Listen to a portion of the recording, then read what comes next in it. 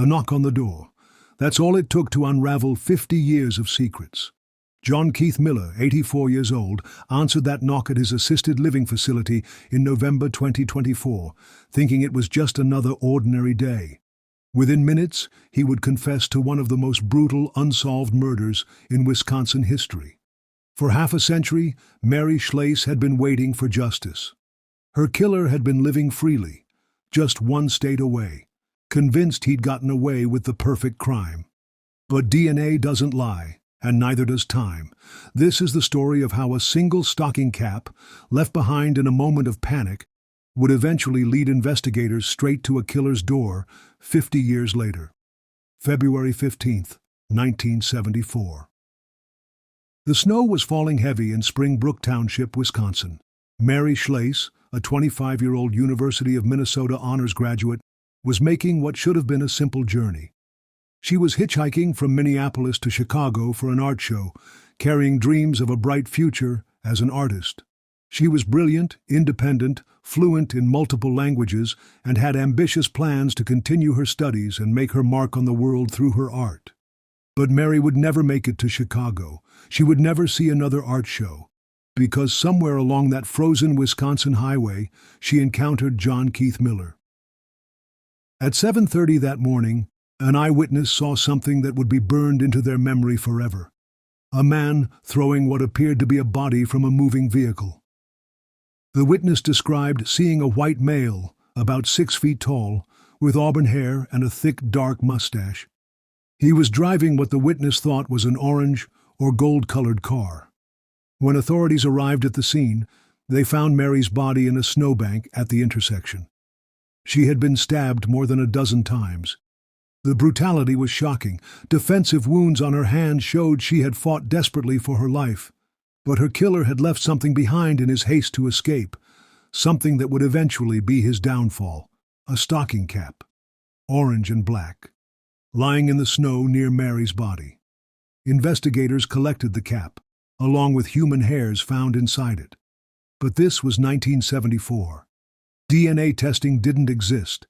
The case would have to rely on traditional detective work, witness descriptions, and the hope that someone, somewhere, would come forward with information. Months turned into years. Years turned into decades. The case grew cold. In 2009, 35 years after Mary's murder, investigators made the decision to exhume her body.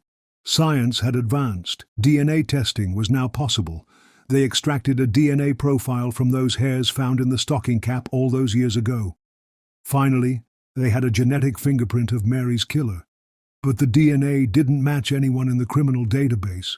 The killer, whoever he was, had managed to stay off law enforcement's radar. In 2011, investigators thought they had their breakthrough.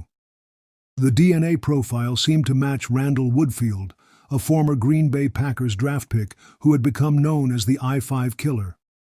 Woodfield was linked to dozens of murders along Interstate 5 from Washington to California in the 1980s. He had been traveling from Portland to Green Bay at the time of Mary's murder, and he fit the witness description perfectly. But further investigation couldn't definitively connect Woodfield to Mary's murder. Once again, the case went cold. The Schlais family never gave up hope. Mary's brother and sister-in-law, her niece Nina, who was born after Mary's death, they all continued to push for answers. Every year that passed without resolution was another year of pain. Another year of wondering who had taken Mary away from them, and why. Meanwhile, Jon Keith Miller was living his life in Minnesota.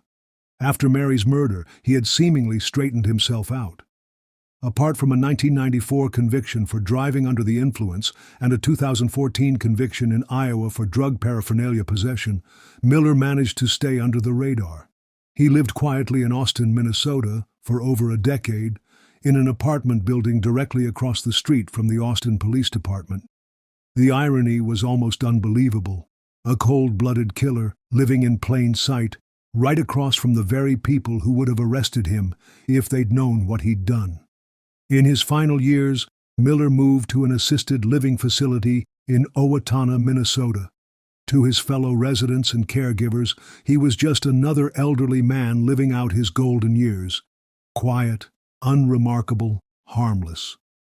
But in 2023, everything changed. The Dunn County Sheriff's Office partnered with the Investigative Genetic Genealogy program at Ramapo College in New Jersey. These genetic genealogy experts specialize in using DNA evidence to trace family trees through online ancestry databases. The team began the painstaking work of analyzing the DNA from Mary's crime scene. They built family trees, tracked down potential relatives, conducted interviews. The process took over a year, made more difficult by the fact that Miller had been adopted, meaning many family members weren't even aware of his existence. But slowly, methodically, the genealogists began to close in on their target. The breakthrough came in the spring of 2023 when a family member uploaded their DNA sample to a public ancestry database. That single upload would unravel Jon Keith Miller's 50-year secret. The genetic genealogy team at Ramapo College began connecting the dots. The DNA from the stocking cap was leading them through a complex web of family relationships, adoption records, and genealogical data. Each connection brought them closer to identifying the man who had killed Mary Schlais. The investigation led them first to Wyoming, where they interviewed potential relatives and collected DNA samples. Those samples were ruled out, then to Michigan, following another branch of the family tree. Again, no match. But the team at Ramapo College didn't give up. They kept building the family tree, kept following the genetic breadcrumbs, and finally, their meticulous work led them to a name: Jon Keith Miller. Before approaching Miller directly, investigators needed to be absolutely certain. They located Miller's daughter and obtained her genetic profile. The results were conclusive. The hair from the stocking cap belonged to her biological father. Sheriff Kevin Bigg of Dunn County had been working on Mary's case for over 35 years. He had seen leads come and go, watched other investigators retire without answers, felt the weight of an unsolved murder on his shoulders for decades. On November 7, 2024, he was sitting in a deer stand when his phone rang.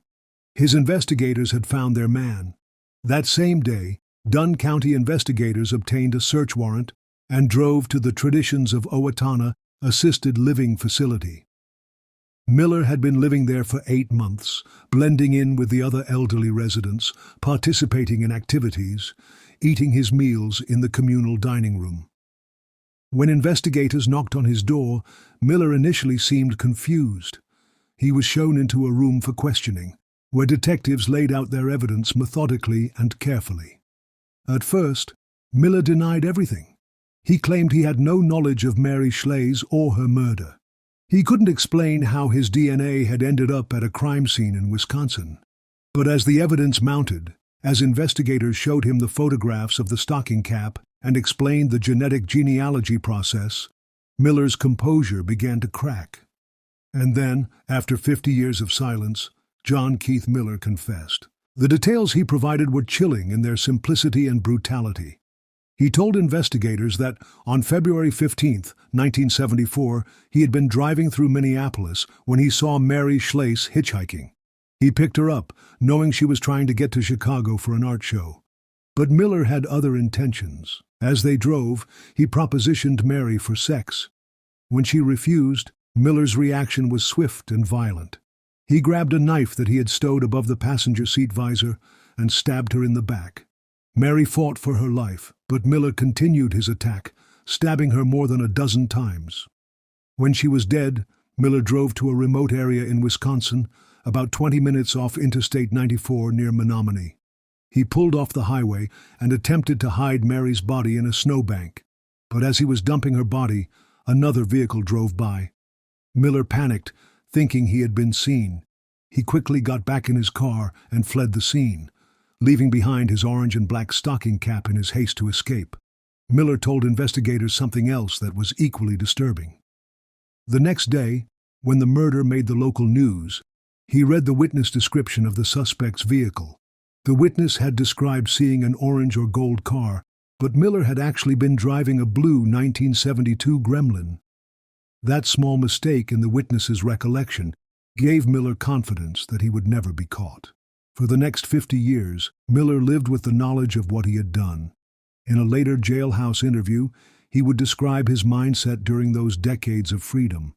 He thought about the murder regularly, but convinced himself he had gotten away with it. The stocking cap, the key piece of evidence that would eventually convict him, was something he didn't even realize he had left behind until investigators showed him the photographs. Miller's criminal history painted a picture of a man capable of violence long before Mary's murder. In the 1960s, he had spent time at the St. Cloud State Reformatory for forgery convictions. After his release, he traveled to Arizona, where he was arrested in 1965 for robbing the Flagstaff Auto Supply store. But it was his time in California that revealed the true extent of his violent tendencies. In 1969, Miller was convicted of armed robbery after threatening a convenience store clerk with a loaded gun. He was sentenced to San Quentin prison and wasn't released until May 5, 1972. Less than 2 years after walking out of San Quentin, Miller would commit the murder that would define the rest of his life. The murder of Mary Schlais wasn't a crime of passion or a moment of poor judgment. It was the act of a man with a documented history of violence who saw an opportunity and took it. In a series of jailhouse interviews with Kari 11 reporter Lou Raguse, Miller provided details about the murder that had never been made public. His matter-of-fact description of the crime was as disturbing as the act itself. "I picked this girl up. I asked for sex, and she said no. And I stabbed her and put her in a snowbank," Miller told the reporter. "Maybe I have no feelings. I have no idea." The casual way Miller described ending a young woman's life was chilling. There was no remorse in his voice, no apparent understanding of the magnitude of what he had done. When asked about the weapon, Miller revealed another detail that had remained hidden for 50 years. After killing Mary, Miller had disposed of the knife in a swampy area near where he lived. He told investigators he could probably show them where it was, though after 5 decades, the chances of recovering the weapon were slim. Miller also revealed what happened to Mary's personal belongings. She had been carrying a fur coat and a purse when she was killed, items that were never recovered from the crime scene. Miller claimed he couldn't remember what he had done with them, another detail lost to time and a killer's fading memory. Perhaps most disturbing was Miller's description of his mindset in the hours and days after the murder.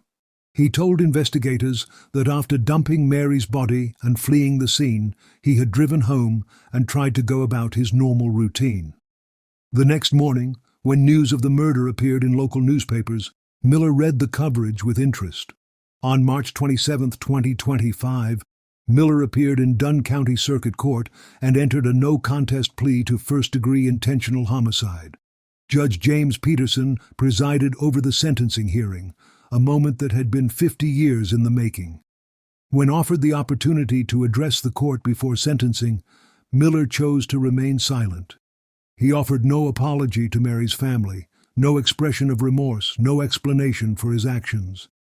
Judge Peterson proceeded with the sentencing. "Mr. Miller, I do hereby sentence you to life imprisonment in the Wisconsin prison system." Nina Schlais, Mary's niece, who had been born after her aunt's death, read a statement following the sentencing. "While no verdict can undo the pain of losing Mary, we take comfort in knowing the man responsible for her murder has been held accountable." Mary Schlais was more than a victim. She was a brilliant, independent woman, a gifted artist, an equestrian, a world traveler, and a scholar. The family announced their intention to donate Miller's restitution payment to Ramapo College's Investigative Genealogy Center, the program that had finally identified Mary's killer. The stocking cap that Jon Keith Miller left behind in his panic 50 years ago became the key to finally bringing him to justice. It's a reminder that criminals may think they've gotten away with the perfect crime, but evidence doesn't forget. Technology advances, and sometimes justice delayed is not justice denied. Mary Schlais was more than just a victim of violence. She was a daughter, a sister, an aunt, an artist, and a dreamer whose life was cut tragically short. Her killer may have stolen her future, but he couldn't steal her memory or the love of those who knew her. Jon Keith Miller will spend the rest of his days in prison, finally paying for the crime he committed 50 years ago. Mary Schlais can finally rest in peace, knowing that her killer has been caught and her family has the answers they waited half a century to receive.